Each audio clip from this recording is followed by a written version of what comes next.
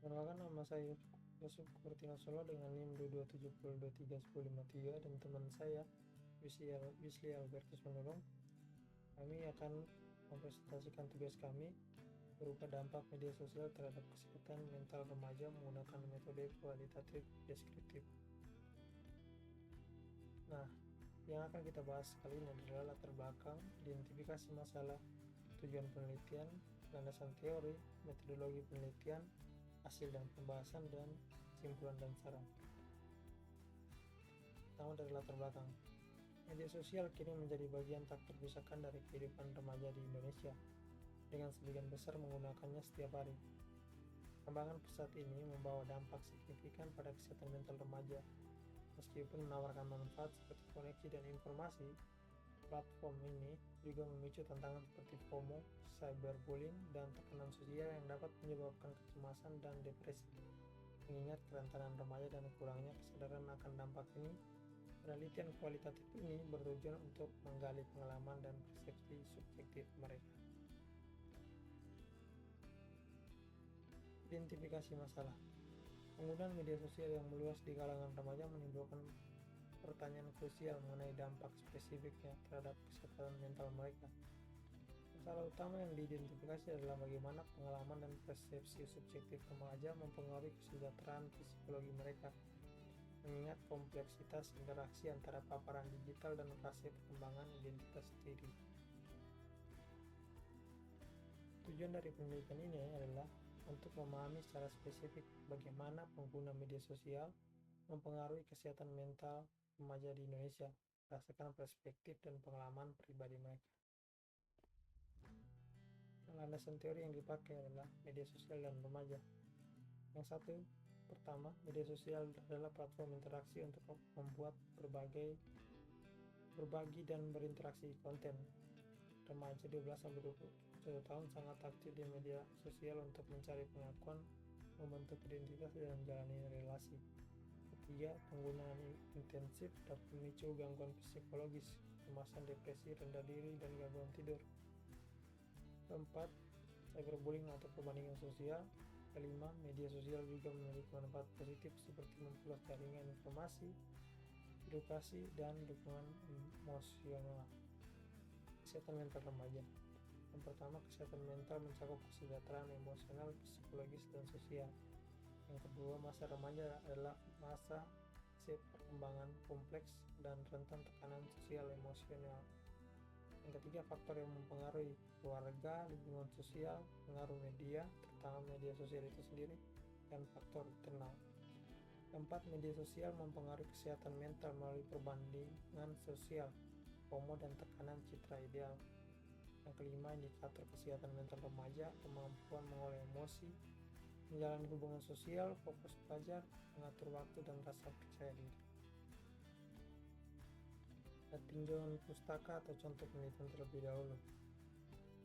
Gels, MC. Cray, dan Gerlis 2020, pengguna media sosial berlebihan berkorelasi dengan depresi, kecemasan, dan psikologias distres. Yang kedua, penelitian terkait yang kedua, Andreas 2015, konsep sosial media addiction terkait rendahnya harga diri, gangguan tidur, dan kesulitan hubungan sosial nyata. Yang ketiga, Tweng et al. Head Start, peningkatan waktu layar media sosial berkaitan dengan penurunan kesejahteraan psikologis, kesepian, depresi, terutama pada remaja perempuan. Yang keempat, Nasrul dan Fadilah 2021, remaja merasakan efek negatif, sulit tidur dan tidak percaya diri, namun juga positif, menyebabkan stres dan motivasi. Wijaya et al. Head Start, konten viral toksis membuat remaja merasa kurang, namun ada komunitas yang mendukung kesehatan mental. Metodologi penelitian, jenis dan pendekatan. Jenis dan pendekatan ini menggunakan kualitatif deskriptif yang memahami fenomena sosial dari pandangan subjek partisipan. Yang kedua, subjek atau informan terdiri dari 15 remaja pengguna aktif media sosial berumur 15-19 tahun, dipilih secara purposive dan snowball sampling. 3. Teknik pengumpulan data wawancara semi terstruktur. dengan daring direkam dan dicatat, ditranskrip dan diberi kode.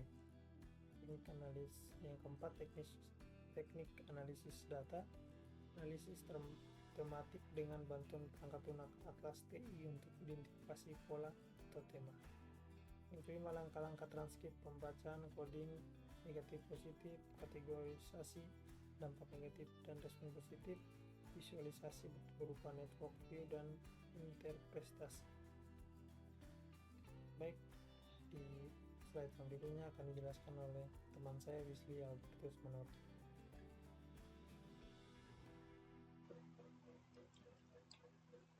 Ya, saya lanjutkan dengan Wisli Albertus Manurung, hasil dan pembahasan.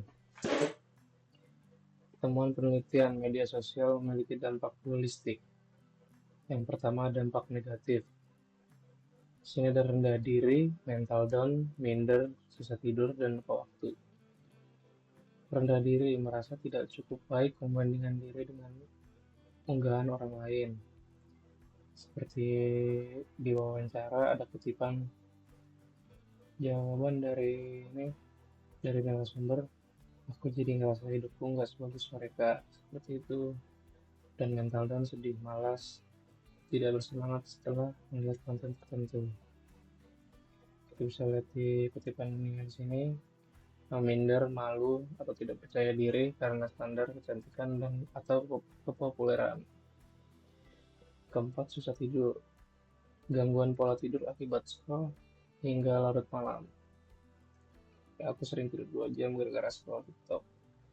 Di kutipan, lupa waktu, kehilangan kesadaran waktu karena terlalu larut. Selanjutnya, dampak positifnya.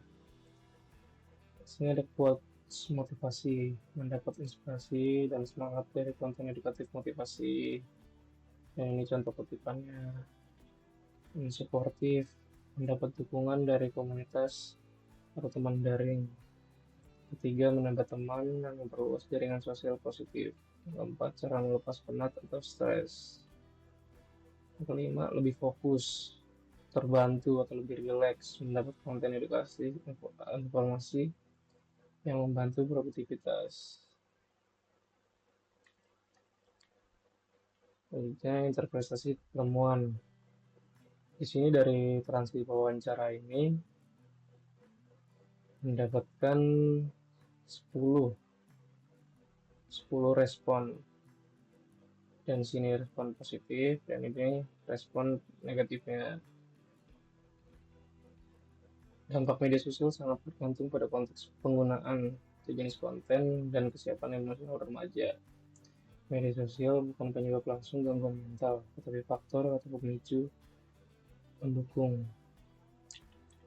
Selanjutnya, pembahasan temuan dampak negatif dari penelitian Keles et al.